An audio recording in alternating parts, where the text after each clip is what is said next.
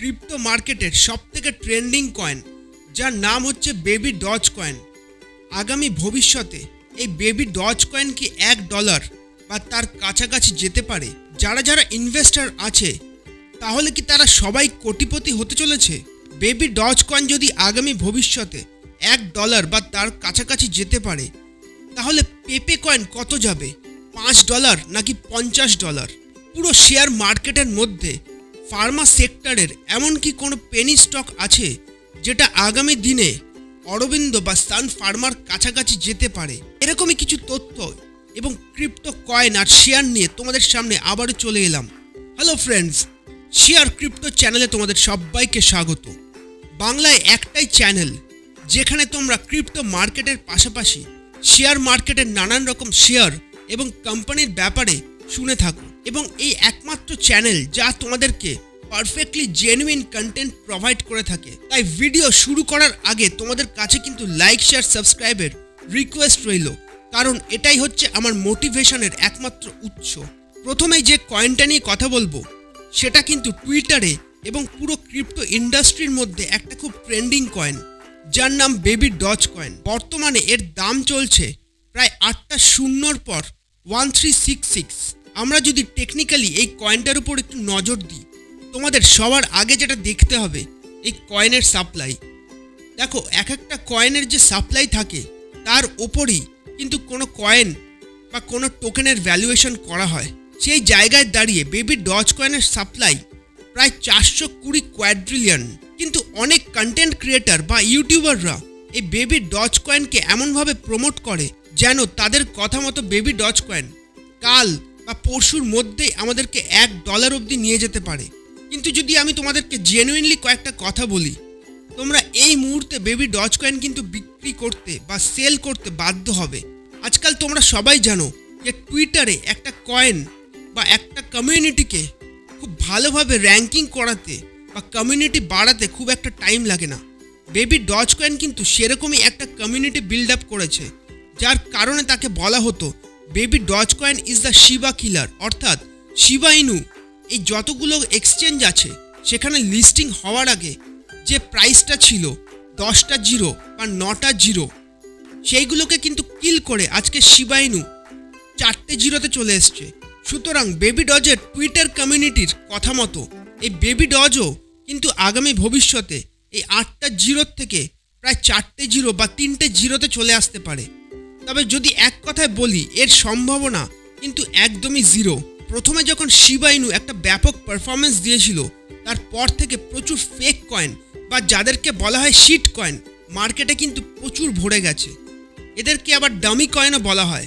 অর্থাৎ একই রকম দেখতে অনেক কয়েন মার্কেটে লিস্টেড হয়েছে, যার কারণে শিবা ইনু টোকেনও কিন্তু অনেকটা পিছিয়ে পড়েছে এইসব শিট কয়েনদের জন্যে। সুতরাং তোমরা যদি ইউটিউব বা টুইটার কমিউনিটি থেকে এরকম খবর পাও যে বেবি ডজ কয়েন আগামীকাল বা আগামী ভবিষ্যতে একটা বিশাল রিটার্ন দিতে চলেছে, এই খবরে কিন্তু কান দিয়ে কোনোভাবে এই কয়েনে খুব একটা ইনভেস্টমেন্ট করবে না। তার কারণ হচ্ছে এই কয়েনের সাপ্লাই এবং এর বাস্তবের অ্যাপ্লিকেশন।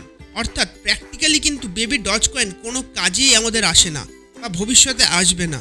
এদের কমিউনিটি বা ডেভেলপার টিম যদি একটা বড় টাকা পেয়ে সেখানে যদি কোনো কাজ করে, যেমন শিবা ইনুর কমিউনিটির টিম করেছে, তাহলেই একমাত্র সম্ভব এই বেবি ডজকে কিছুটা ওঠানোর জন্য। অলরেডি তোমরা যারা যারা ইনভেস্ট করে ফেলেছো এই বেবি ডজ কয়েনে, তাদেরকে বলবো এই বেবি ডজ কয়েন আগামী ভবিষ্যতে অর্থাৎ 4 থেকে 5 বছরের মধ্যে খুব ম্যাক্সিমাম তাদের এই 8টা জিরো থেকে 2টো জিরো কিল করতে পারে। তখন দেখবে বিটকয়েন প্রায় $1 লাখ কাছাকাছি চলে গেছে, বেবি ডজ কয়েন হয়তো হার্ডলি 2টো জিরো কিল করেছে। এবং সবথেকে বড় কথা হচ্ছে এই বেবি ডজ কয়েনের মধ্যে কিন্তু প্রায় প্রতিদিন অনেক ভুলভাল নিউজ এবং তাদের কমিউনিটি অনেক ম্যানিপুলেট করে, যার কারণে বাইন্যান্সে কিন্তু এই কয়েনটাকে এখন লিস্টিং করার থেকে অনেক দূরে সরিয়ে রেখেছে। পরের যে কয়েন নিয়ে কথা বলবো সেটার নাম হচ্ছে পেপে কয়েন। দেখো, বেবি ডজ কয়েনের মতনই এই কয়েনটা কিন্তু একটা মিম কয়েন বা যাকে বলা হয় ইউজলেস একটা শিট কয়েন। কিন্তু এই কয়েনের মধ্যে একটা ছোট গল্প আছে, যার কারণে বেবি ডজের থেকে এই পেপে কয়েন একটু ডিফারেন্ট। প্রথমে এর সাপ্লাই সেটাও 420 ট্রিলিয়ন অর্থাৎ বেবি ডজের মতনই। এবং এই কয়েনেরও কিন্তু কোনো প্র্যাকটিক্যাল অ্যাপ্লিকেশন বর্তমানে উপস্থিত নেই, অর্থাৎ এই কয়েনটা কিন্তু এখনও কোনো কাজকর্ম শুরু করেনি। তা সত্ত্বেও এ কিন্তু অলরেডি 6টা জিরোতে বসে আছে, অর্থাৎ পয়েন্টের পর 6টা জিরো, তারপর 9037। সেই জায়গায় বেবি ডজ কিন্তু 8টা জিরো নিয়ে বসে আছে। মজার বিষয় হচ্ছে এই কয়েনের মধ্যে কিন্তু একটা বড় ইনভেস্টর বা একটা ওয়েল ঢুকে আছে, যেটা আমরা এখনও সচক্ষে দেখতে পাচ্ছি না, যারা এই কয়েনটাকে খুব ভালোভাবে ম্যানুপুলেট করছে। মার্কেটে এই কয়েনটার ব্যাপারে একটু আধটু ইনফরমেশন আসতে আসতেই কিন্তু বাইন্যান্সের মতো এক্সচেঞ্জ এই কয়েনটাকে লিস্টিং করে ফেলে, অর্থাৎ আমরা কেউই জানি না, হয়তো বাইন্যান্সই সেই ওয়েলটা যে এই কয়েনে একটা প্রচুর মাত্রায় টাকা লাগিয়ে বসে আছে। তোমরা যদি এই কয়েনটাতে ইনভেস্ট করে থাকো বা করার কথা ভাবো, তাহলে তোমাদেরকে বলবো এই কয়েনটা দেখো, এখান থেকে কিন্তু একটা বড় পাম্পিং নিয়েছে এবং আগামী ভবিষ্যতে এই কয়েনটা কিন্তু প্রায় 3টে জিরো অবধি কিল করতে পারে। তার কারণ দেখো, এর অল টাইম রিটার্ন প্রায় 1500%, তাও মাত্র 2 মাসের মধ্যে। তাই এখানে একটু ম্যানুপুলেশন গেম চলছে। তোমরা যদি এর অ্যাডভান্টেজ ওঠাতে চাও, তাহলে বলবো খুব অল্প অ্যামাউন্টের টাকা, যেমন 500 বা 1000 টাকা এই কয়েনে ইনভেস্ট করে এখান থেকে 20 থেকে 30% তোমরা খুব সহজেই এখান থেকে উঠিয়ে আনতে পারো। তবে এটা একটা high risk high reward game. এবার চলে যাব শেয়ার মার্কেটের খবরে। প্রথমে যে শেয়ারটা নিয়ে তোমাদের সাথে আলোচনা করব, এই শেয়ারটা ফার্টিলাইজার এবং কেমিক্যাল ইন্ডাস্ট্রির মধ্যে একটা ভালো পজিশন হোল্ড করে। এক কথায় বলা যেতে পারে এই কোম্পানি কিন্তু এক রকমের লিডার ফার্টিলাইজার ইন্ডাস্ট্রির মধ্যে। প্রথম কথা হচ্ছে এর কাছে কোনো ধার বাকি নেই, company is almost date free. দ্বিতীয় কথা হচ্ছে এই কোম্পানির যে বুক ভ্যালু, সেই বুক ভ্যালুর নিচে কিন্তু এরা ট্রেড করছে, অর্থাৎ আমাদের কাছে কিন্তু একটা বড় সুযোগ আছে। অ্যাটলিস্ট কোম্পানি যদি তার বুক ভ্যালু অবধি তার প্রাইসটাকে নিয়ে যায়, আমরা প্রায় 2 গুণ রিটার্ন এই স্টক থেকে আরামসে উঠিয়ে আনতে পারবো।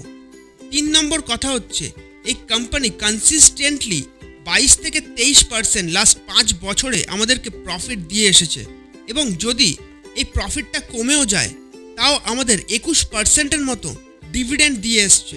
এবং তোমরা অনেকেই জানো যে একটা কোম্পানি কখন ডিভিডেন্ড দিতে পারে, যখন সে কোম্পানি একটা ভালো প্রফিট এবং ভালো সেলস জেনারেট করতে পারে।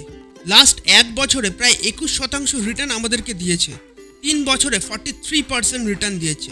আর যদি কোম্পানির প্রফিটের কথা বলি, যার কারণে এই কোম্পানি একটা বড় ডিভিডেন্ড আমাদেরকে দেয়, সেটা তোমাদের সামনেই আছে। এই বছর প্রায় 45% অবধি এই কোম্পানি প্রফিট করেছে এবং লাস্ট 3 বছরে প্রায় 133%। এই কোম্পানি থেকে আমরা দুইভাবে ইনকাম করতে পারি। এটা হচ্ছে এই স্টকের প্রাইস যেমন বাড়ছে আমাদেরকে সেইভাবে ওরা রিটার্ন দিচ্ছে, আর দ্বিতীয় কথা হচ্ছে এই কোম্পানির প্রফিট যেভাবে বাড়ছে তার কারণে আমাদেরকে অলরেডি 20 থেকে 22% ডিভিডেন্ড দিচ্ছেই। মানে তোমরা ধরে রাখতে পারো 20 থেকে 25% ডিভিডেন্ড আমাদের ফিক্সড ডিপোজিটের মতো আসতেই থাকছে। এবার যদি হোল্ডিংয়ের কথা বলি, প্রমোটারদের কাছে খুবই কম আছে, অর্থাৎ 38%, কিন্তু ফরেন ইনভেস্টার্সদের কাছে প্রায় 21.36% আছে। এখানে বোঝা যাচ্ছে প্রচুর পরিমাণের ফরেন ইনভেস্টর এই স্টকের মধ্যে ঢুকে আছে। ডোমেস্টিক ইনভেস্টর মাত্র 2.14%, আর গভর্নমেন্টের কাছে 5.65%, পাবলিকের কাছে মাত্র 33%। কোম্পানির নাম হচ্ছে Gujarat state fertiliser and chemical. Market cap প্রায় 6400 কোটির কাছাকাছি। কারেন্ট প্রাইসের যদি কথা বলি সেটা 160 টাকা, অথচ বুক ভ্যালু এর কিন্তু প্রায় 300 টাকা। এই কারেন্ট প্রাইস থেকে বুক ভ্যালু অবধি এই স্টকটা কিন্তু যে কোনো সময় যেতে পারে। তোমরা যদি এই স্টকটা 150 বা 155 টাকার মধ্যে কিনতে পারো, তাহলে কিন্তু খুব অনায়াসেই এই কোম্পানি তোমাদেরকে 20 থেকে 25% অবধি রিটার্ন জেনারেট করে দিতে পারে। তার সাথে তোমরা অলরেডি একটা মোটা ডিভিডেন্ড পাচ্ছ, যেটা 20 থেকে 22%। সুতরাং বোঝা যাচ্ছে যে আমরা দুই দিক থেকেই কিন্তু লাভ করতে পারি এই স্টকটার থেকে। পরবর্তী যে শেয়ারটা, সেটা ফার্মা ইন্ডাস্ট্রির একটা ছোট্ট পেনি স্টক, অথচ আমাদের অনেকের পোর্টফোলিওতে এই কোম্পানিটা নেই। তার কারণ আমরা খুব একটা এই কোম্পানির ব্যাপারে জানি না। ফার্মা ক্যাটাগরি বা ফার্মা সেক্টরটা পুরো শেয়ার মার্কেটের মধ্যে এমন একটা সেক্টর যেটা কখনোই কিন্তু নিচের দিকে আসে না, কারণ মানুষের রোগ দিনে দিনে বাড়ছে এবং আরও বাড়বে। কোম্পানির সেলসের কথা যদি বলি, দেখো লাস্ট কোয়ার্টারে প্রায় 388 কোটি এদের সেলস হয়েছে, যার মধ্যে থেকে 370 কোটি এদের খরচা।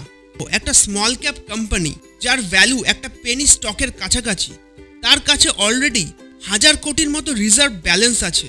একটা ছোট কোম্পানি পেনি স্টকের মতো দাম, তার মধ্যে ফরেন ইনভেস্টার্স দেখো 16% ঢুকে আছে। প্রমোটারদের কাছে প্রায় 56% এবং পাবলিকের কাছে প্রায় 28%-এর মতো এই স্টকটা পড়ে আছে।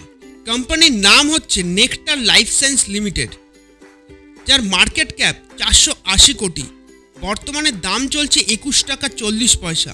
বুক ভ্যালু দেখো 47 টাকা 50 পয়সা, অর্থাৎ বুক ভ্যালুর নিচে এই কোম্পানি ট্রেড করছে, প্রায় হাফেরও নিচে। প্রায় 20%-এর মতো কিন্তু প্রফিট অলরেডি আগের দিন আমাদেরকে এই কোম্পানি দেখিয়ে দিয়েছে। এবং এই কোম্পানি কিন্তু এপিআই বানায়, অর্থাৎ এপিআই হচ্ছে একটা ইনগ্রেডিয়েন্টস বা একটা কেমিক্যাল, যেটা কিন্তু অনেক ওষুধ তৈরির ক্ষেত্রে কাজে আসে। এই কোম্পানির ভবিষ্যৎ কিন্তু অনেকটাই উজ্জ্বল এবং ফার্মা সেক্টরের মধ্যে পেনি স্টক খুঁজে পাওয়া এটা একটা ভাগ্যের বিষয়। তাই 21 টাকা 40 পয়সায় যদি তোমরা এই স্টকটাকে পাও বা 21 টাকার মধ্যে যদি পাও, এই স্টকটা কিন্তু অবশ্যই কিনবে। আগামী দিনে তোমাদেরকে প্রায় 32 থেকে 33 টাকা অবধি এই কোম্পানি রিটার্ন দিতে পারে এবং এটা কিন্তু একটা short term game, long term কিন্তু এখানে হোল্ডিং করা যাবে না। আমরা 30 টাকা এলেই মাল বেচা শুরু করে দেব। 17 টাকা স্টপ লস লাগিয়ে এই স্টকটাকে তোমরা প্রায় 30 টাকা অবধি কিন্তু হোল্ড করতে পারো, কারণ এটা লং টার্ম গেম নয়। আজকে শেয়ার ক্রিপ্টোর ভিডিও এই অবধি। দেখা হচ্ছে আরও একটা নতুন ভিডিও এবং চমকপ্রদ কিছু ক্রিপ্টো এবং শেয়ার নিয়ে। ভালো থেকো।